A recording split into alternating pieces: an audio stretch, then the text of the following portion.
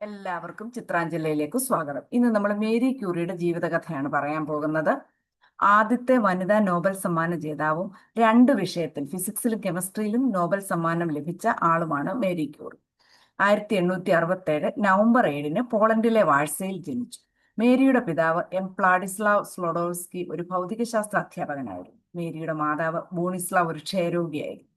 പിതാവ് അധ്യാപകനായിരുന്നെങ്കിലും വരുമാനം കുറഞ്ഞ ആളായിരുന്നു. അതുകൊണ്ട് ചെറുപ്പത്തിലെ ദാരിദ്ര്യം എന്തെന്നറിഞ്ഞാണ് മേരി വളർന്നത്. പിതാവിന്റെ ശാസ്ത്ര വിഷയങ്ങളിലുള്ള താല്പര്യം മേരിയുടെ ജീവിതത്തെ വളരെ സ്വാധീനിച്ചിരുന്നു. അദ്ദേഹം നടത്തുന്ന പരീക്ഷണങ്ങൾ മേരി വളരെ ശ്രദ്ധയോടെ നിരീക്ഷിച്ചിരുന്നു. 16-ാമത്തെ വയസ്സിൽ സ്വർണ്ണ മെഡൽ നേടി അവൾ സ്കൂൾ പഠനം പൂർത്തിയാക്കി. കടുത്ത ദാരിദ്ര്യത്തിനിടയിലും അവൾ സൂക്ഷിച്ചു വെച്ചിരുന്ന കുറച്ചു റൂബിളുമായി 1891 പാരീസിലെ സോർബോൺ സർവകലാശാലയിൽ ബിരുദ പഠനത്തിന് ചേർന്നു. വല്ലപ്പോഴും പിതാവ് അയച്ചിരുന്ന പണം ലഭിച്ചിരുന്നുവെങ്കിലും അത് ആഹാരത്തിന് പോലും തികഞ്ഞിരുന്നില്ല. ദിവസങ്ങളോളം ആഹാരം കഴിക്കാതെ മണിക്കൂറുകൾ അധ്വാനിച്ച് തളർന്ന് പുസ്തകങ്ങളുടെ മുകളിൽ വീണ് ഉറങ്ങിയിട്ടുണ്ട്. 1893 ഭൗതികശാസ്ത്രത്തിൽ ബിരുദമെടുത്തു. 1894 ഗണിതശാസ്ത്രത്തിൽ ബിരുദാനന്തര ബിരുദം നേടിയ ശേഷം തന്റെ കൊച്ചു പരീക്ഷണശാലയിൽ പരീക്ഷണങ്ങളുമായി കഴിയവേ അവൾ തന്റെ അതേ ആശയങ്ങളുമായി പ്രവർത്തിക്കുന്ന പിയറി ക്യൂറി എന്ന ചെറുപ്പക്കാരനെ പരിചയപ്പെട്ടു. ആശയങ്ങൾ ചർച്ച ചെയ്യാനുള്ള ആ കൂടിക്കാഴ്ചകൾ വളർന്നു. ജൂലൈയിൽ 1895 അവർ വിവാഹിതരായി. വിവാഹശേഷവും ക്യൂറി ദമ്പതിമാർ പരീക്ഷണങ്ങൾ തുടർന്നു. ആയിടയ്ക്കാണ് ഹെൻറി ബെക്കുറൽ എന്ന ശാസ്ത്രജ്ഞൻ യുറേനിയം ലവണത്തിൽ നിന്ന് അറിയപ്പെടാത്ത ഒരു പ്രകാശം പുറപ്പെടുന്നുണ്ടെന്ന് കണ്ടെത്തിയത്. പിൽക്കാലത്ത് ക്യൂറിമാർ ഇതിനെ റേഡിയോ ആക്ടിവിറ്റി എന്ന് വിളിച്ചു. ഇതിൽ താല്പര്യം തോന്നിയ അവർ അന്നേ വരെ അറിയപ്പെടാതിരുന്ന ആ മേഖലയിലേക്ക് തിരിഞ്ഞു. 1898 തന്റെ നാടിന്റെ നാമം ചേർത്ത് പൊളോണിയം എന്ന പുതിയ മൂലകം കണ്ടുപിടിച്ചു. തുടർന്ന് നടത്തിയ ശ്രമങ്ങളുടെ ഫലമായി ക്യൂറിമാർ പിത്ത് ബ്ലെൻഡിൽ നിന്ന് റേഡിയം കണ്ടുപിടിച്ചു. ഒരു ഇരുമ്പ് മേശയും സ്റ്റൗവും മാത്രം ഉപയോഗിച്ചാണ് ഈ മൂലകങ്ങളെ അവർ തിരിച്ചെടുത്തത്. റേഡിയം വേർതിരിച്ചെടുത്തതോടെ അതിന്റെ നിർമ്മാണാവകാശം നേടിയെടുക്കാൻ ലോകത്തിന്റെ പല ഭാഗത്തു നിന്നും നിരവധി പേർ വന്നെങ്കിലും ഇത് ധനസമ്പാദനത്തിനുള്ള മാർഗമാക്കാതെ നിർമ്മാണ രഹസ്യം പൊതുജനങ്ങൾക്കായി പരസ്യമാക്കുകയായിരുന്നു അവർ ചെയ്തത്.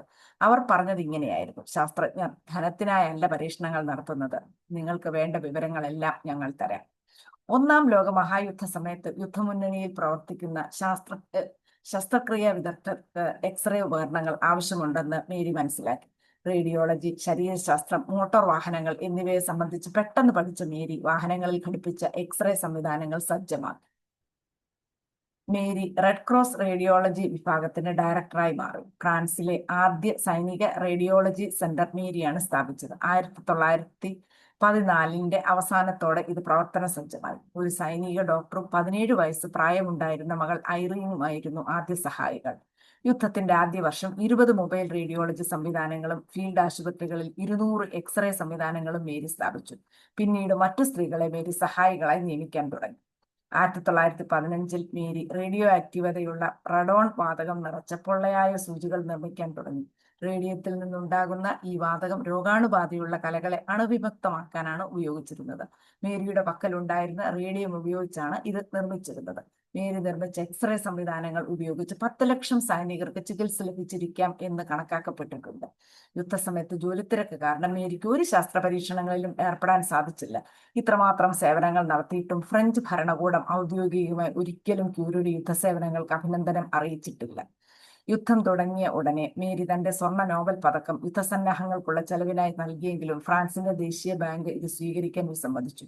നോബൽ സമ്മാനത്തുക ഉപയോഗിച്ച് മേരി യുദ്ധ ബോണ്ടുകൾ വാങ്ങുകയുണ്ടായി. റേഡിയോ ആക്റ്റീവ് മൂലകങ്ങളുടെ കണ്ടെത്തൽ ക്യൂറിമാരെ ലോക പ്രശസ്തരാക്കി. ബഹുമതികളും അവാർഡുകളും ധാരാളം ലഭിച്ചു. 1903 ഭൗതികശാസ്ത്രത്തിന് നോബൽ സമ്മാനം ലഭിച്ചു. എന്നാൽ 1906 ഒരു റോഡപകടത്തിൽ പിയറി മരിച്ചു. എങ്കിലും മരിച്ച തന്റെ പ്രാണനാഥന് ഉപഹാരം പോലെ ശുദ്ധമായ റേഡിയം വേർതിരിച്ചെടുത്തതിന് 1911 രസതന്ത്രത്തിനുള്ള നോബൽ സമ്മാനം വീണ്ടും മേരി ക്യൂറി നേടി. എന്നാൽ അപ്പോഴേക്കും റേഡിയത്തിനടുത്തിരുന്ന് പരീക്ഷണം നടത്തിയത് കൊണ്ട് വികിരണാഘാതം മൂലം മേരി രോഗിയായി.